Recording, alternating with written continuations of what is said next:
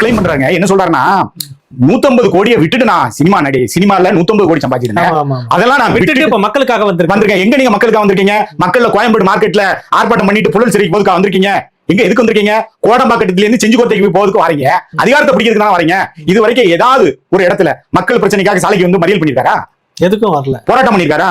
நான் இன்னொன்னு கேக்குறேன். தமிழ்நாட்டுல மாணவி அனிதா இறந்தப்ப போனாரு, வீட்டுக்கு போனாரு. இப்போ நான் ரொம்ப அற்புதமா கேக்கீங்க.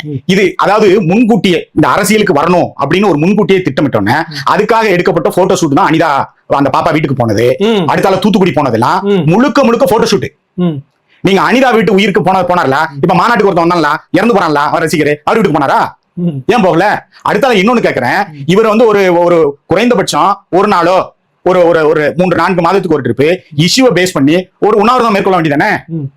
நீங்க கேரவன் பாலிடிக்ஸ் வச்சுக்கிட்டு தமிழ்நாட்டுல அதிகாரத்தை பாலிடிக்ஸ் சொல்றீங்க? கேரவன் பாலிடிக்ஸ் பண்றாங்க. Caravan politics. அவர் கேரவன் பாலிடிக்ஸ் வச்சுக்கிட்டு தமிழ்நாட்டுல அதிகாரத்துல கவுன்சிலர் கூட ஆக முடியாது. தமிழ்நாட்டு மக்கள் ஒன்னும் முட்டாள் கிடையாது.